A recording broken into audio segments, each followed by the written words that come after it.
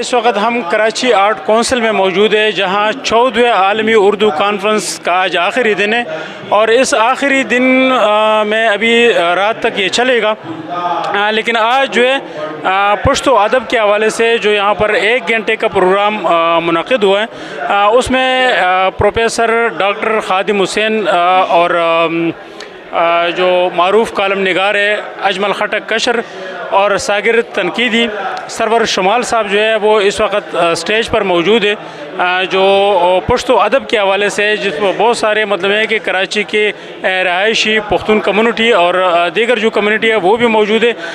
اس حوالے سے ہم ڈاکٹر خادم حسین سے بھی بات کریں گے اردو کانفرنس کے جو پشتو کا ادب ہے اس حوالے سے، اور اس حوالے سے ہمارے اور بھی بہت سارے لکھاری جو ساتھی ہیں جو کالم نویس ہے ادب سے تعلق رکھتے ہیں وہ بھی موجود ہے، ان سے بھی بات کریں گے، ہمارے ساتھ رہیے۔ ڈاکٹر صاحب، 14ویں عالمی اردو کانفرنس جو ہے اس وقت آج اس کے آخری دن ہے، اور 14 برس سے یہ مسلسل جو ہے وہ منعقد ہو رہے ہیں، تو اس حوالے سے آج آخری دن ہے، آپ کیا کہنا چاہیں گے؟ ذرا اس حوالے سے تفصیلات کریں۔ سب سے پہلی بات یہ ہے کہ پاکستان کے مختلف ثقافتی اداروں میں ایک چیز 14 برس سے مسلسل ہو رہی ہے، یہ ہونا بڑی بات ہے۔ اس کانفرنس کی خوبی یہ ہے کہ جو پہلی کانفرنس تھی یہ اسے 14 مرتبہ زیادہ عمدہ ہے، زیادہ خاص ہے۔ پہلے پاکستان کے مختلف صوبوں کی جو قومی زبانیں تھیں ان کے حوالے سے کوئی بھی سیشن نہیں ہوتا تھا، ابھی آپ دیکھ رہے ہیں ابھی بھی پشتو سیشن چل رہا ہے، اس کے بعد سندھی سیشن ہوگا، پنجابی سیشن ہو چکا، بلوچی سیشن ہو چکا، سرائکی سیشن ہو چکا۔ ایک لوگوں کا ملنے کا مقام ہے، جو دانش ہے، جو ادب ہے، جو گفتگو ہے، اور جو بحث ہے، جو مباحثے ہیں، جو مذاکرے ہیں، خواتین ہیں، مرد ہیں، بچے ہیں، جوان ہیں۔ اس کانفرنس میں میری نظر میں 2 باتیں اہم ہیں۔ ایک یہ ہے کہ پاکستان کو بچانے کے لیے ضروری ہے کہ ہم مادری زبان اور مادری وسائل جو ہے وہ بروئے کار لائیں۔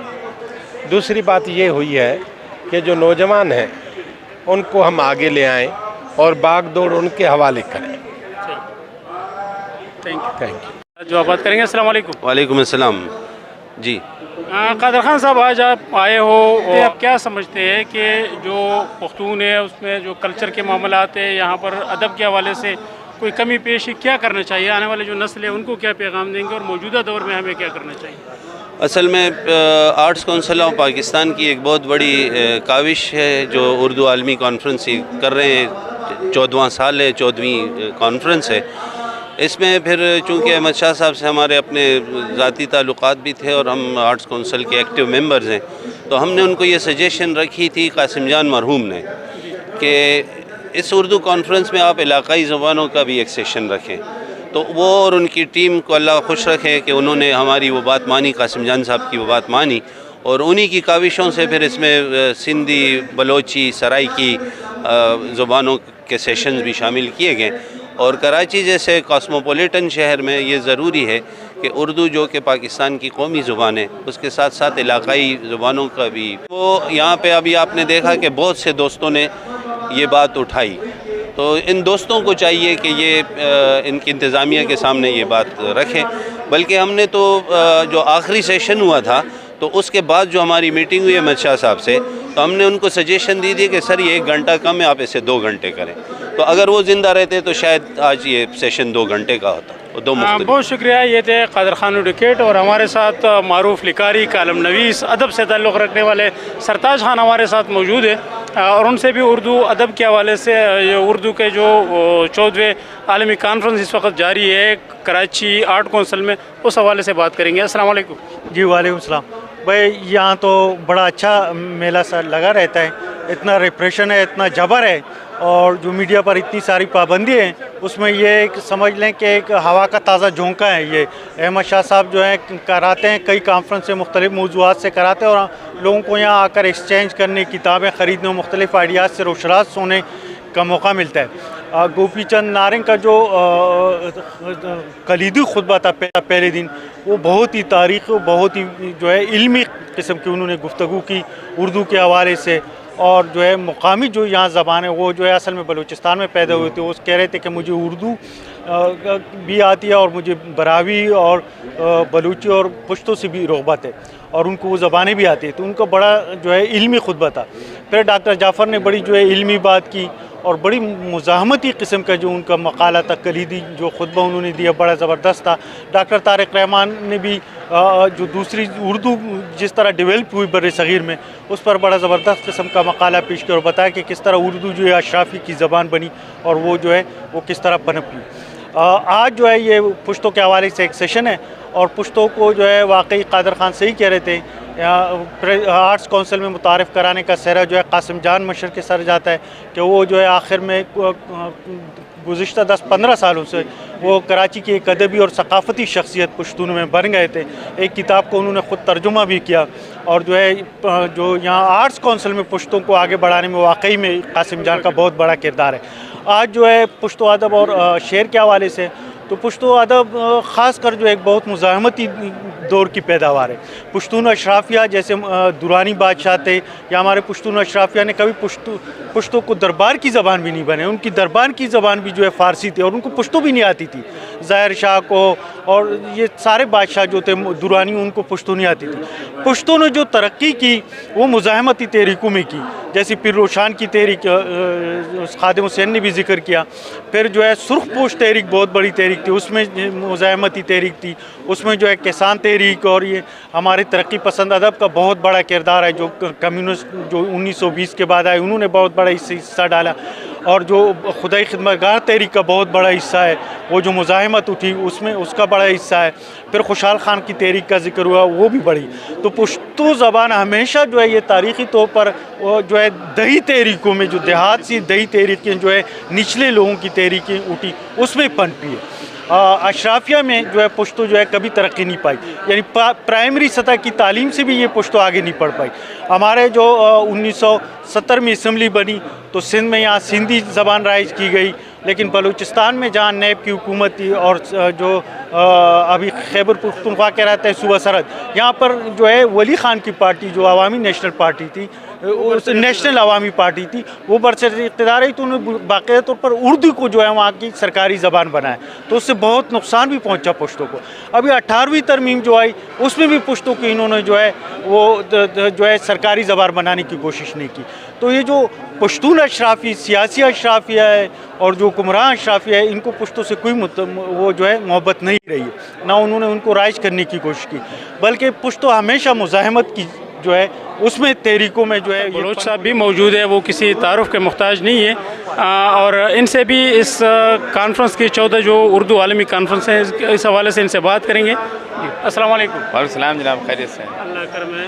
اختر صاحب ذرا بتائیں، یہ 14 عالمی اردو کانفرنس جاری ہے، گزشتہ 14 برسوں سے اس طرح مسلسل۔ اس میں سب سے بڑا ہمارے لیے دلچسپی کا پہلو یہ ہوتا ہے کہ مختلف کتابوں کے اسٹال لگتے ہیں، اور یہ بڑی بات ہے کہ یہ اسٹال والوں سے پیسے نہیں لیتے ہیں، ان کو فری میں یہ مینیج کرتے ہیں، ارینج کرتے ہیں۔ حالانکہ دوسرے جتنے بھی ہمارے لٹریری فیسٹیول لگتے ہیں اس میں تو آپ کتابوں کے اسٹال کے کوئی بیچ لگژری میں ہو رہا ہے تو کوئی 30,000 کوئی 40,000، تو مطلب بک سیلر جب 40,000 روپے دے کے اسٹال لگائے گا تو آپ کو رعایت کیا دے گا؟ ایک تو یہ بہت اچھی چیز ہے اس میں، اور دوسری بات یہ کہ قومی زبانوں کا، جیسے ہم علاقائی یا صوبائی زبانیں کہتے ہیں، ایسا کچھ نہیں ہوتا۔ قومی زبانیں ساری قومی زبانیں ہوتی ہیں، ان کے سیشن رکھے گئے ہیں، لیکن اس میں اب جیسا کہ ہمارے پیچھے پشتو کا سیشن چل رہا ہے اور میں وہ سننا بھی چاہتا ہوں، پشتو کی تاریخ بھی سننا چاہتا ہوں، مجھے غنی خان بھی اچھے لگتے ہیں، مجھے سردار ٹکر بھی اچھے لگتے ہیں، میں نے ناشناس کو بھی سنا ہے، اور جتنی میری پشتو کے بارے میں فہم ہے اس میں وہ سمجھ بھی جاتا ہوں کہ ڈیل گلون دے لگ یاران دے جام دے جانان دے، مطلب اس طرح غنی خان کی شاعری کمال شاعری ہے، اور جس طرح ناشناس نے گایا ہے کمال کا گایا ہے، باران باران اس میں بالکل ایسا لگتا ہے کہ آپ برسات میں نہا رہے ہیں۔ تو یہ ساری چیزیں ہیں، لیکن اس میں ایک تھوڑی سی مجھے کمی یہ نظر آئی، میں اسے کمی کہوں یا منتظمین کی اپنی مرضی ہے، حالانکہ جو ہوسٹ کر رہے ہیں وہ بھی بڑے پڑھے لکھے آدمی ہیں، جنگ میں کالم والم بھی لکھتے ہیں، کہ بھئی ایک حصہ آپ پشتو کا رکھ لیتے، لیکن اختر بلوچ کو یہ موقع تو دیتے کہ وہ خوشحال بابا کو بھی سمجھے، وہ غنی خان کو بھی سمجھے، وہ رحمان بابا کو بھی سمجھے، کہ ان کی شاعری کو بھی سمجھے، اس کا تاریخی پس منظر کیا ہے، اور پھر اس کے ساتھ ساتھ پختونوں کے لسانی مسائل کیا ہیں، مطلب دری کیا ہے، دری زبان اور پشتو زبان میں کیا فرق ہے. پھر آپ یہ بھی بتاتے کہ جو بلوچستان کی پشتو ہے اور کے پی کی پشتو ہے اس میں کیا فرق ہے. تو یہ لسانی رویے کیا ہیں اور اس کی وجہ سے کیا مسائل پیدا ہوتے ہیں، یہ سب میں سمجھنا چاہتا تھا، سیکھنا بھی چاہتا تھا. لیکن بدقسمتی سے کیونکہ میری پشتو بہت مختصر ہے تو میں اس کو اسی طریقے سے دیکھ رہا ہوں. اب میں کھڑا ہوا ہوں یہاں پر، آیا اسی سیشن کے لیے ہوں، لیکن اب میں کھڑا ہوا دیکھ رہا ہوں. اس کے علاوہ اور بہت ساری چیزیں کہ بہت سارے پرانے دوستوں سے آپ کی ملاقات ہو جاتی ہے.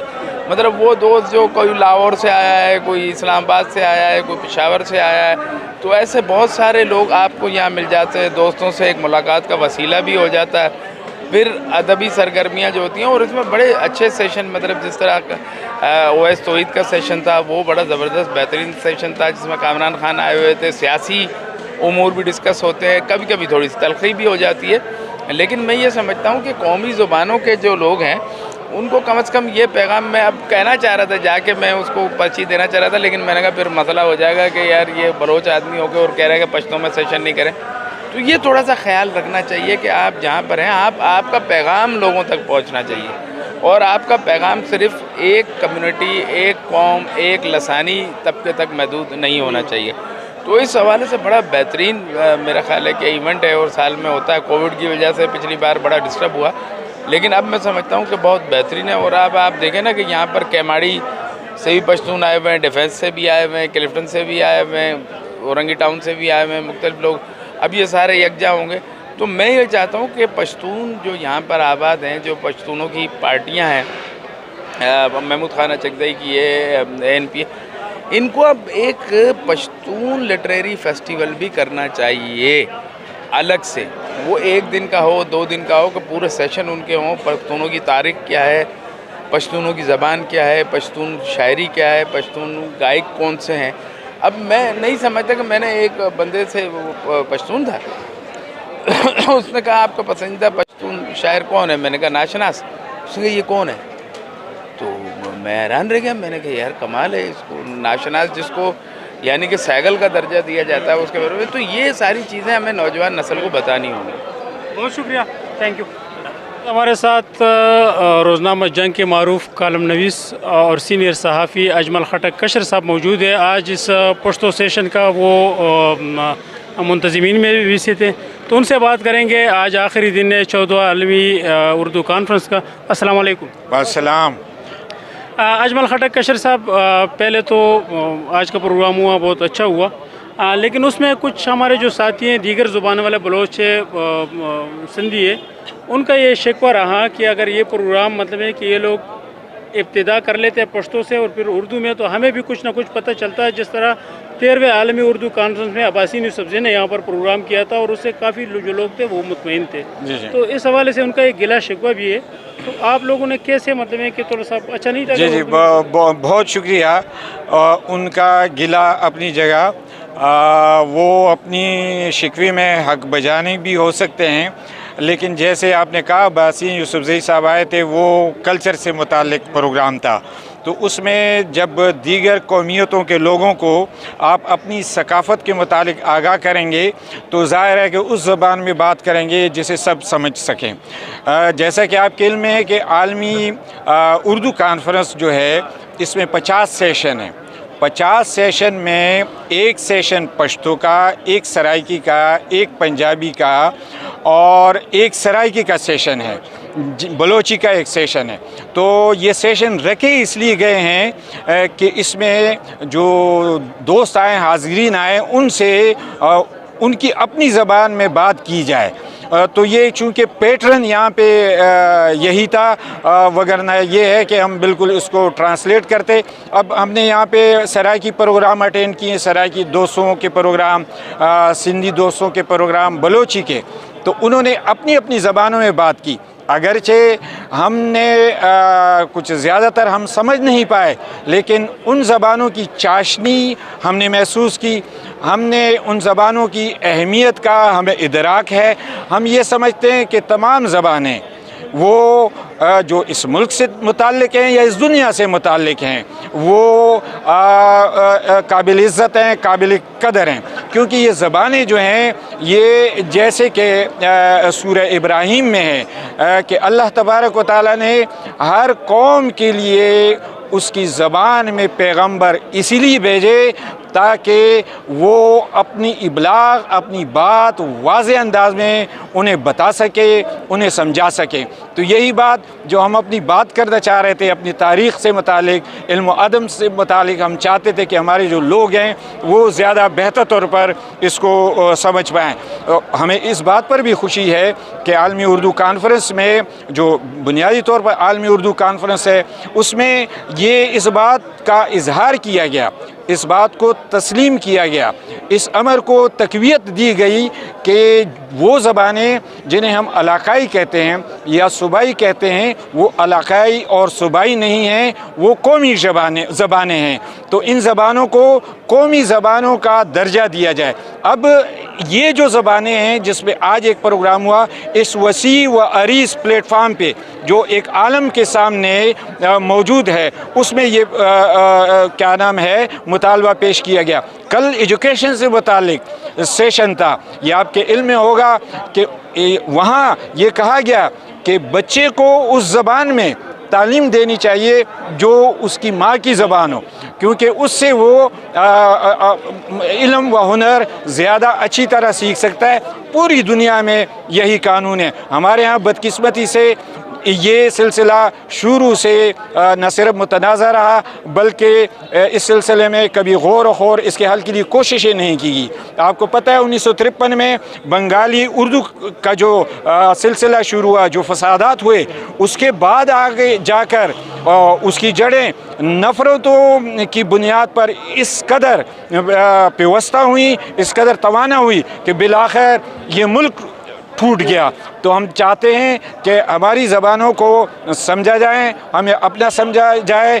یہ جن دوستوں نے یہ بات کی ہے ان کا جو گلہ ہے، وہ جو شکوہ ہے سر آنکھوں پہ، انشاءاللہ اگر کوئی ایسا پروگرام ہوتا ہے جس میں ہمیں یہ بھی اندازہ ہو کہ دیگر زبانوں کے لوگ بھی یہاں پر موجود ہے تو انشاءاللہ والعزیز ہم کوشش کریں گے کہ ٹرانسلیٹ کر سکیں تاکہ ہماری بات جو ہے وہ یہ سمجھ پائے۔ مجھے یقین ہے کہ اگر یہ دوست جو یہاں موجود تھے وہ ہماری زبان کو تفہیم نہیں کر سکے لیکن اس کی چاشنی انہوں نے ضرور محسوس کی ہوگی، کیونکہ یہ زبان بھی ان کے اپنے وطن کی، اپنے ملک کی، اپنے لوگوں کی زبان ہے۔ بہت بہت شکریہ۔ بہت شکریہ، تھینک یو۔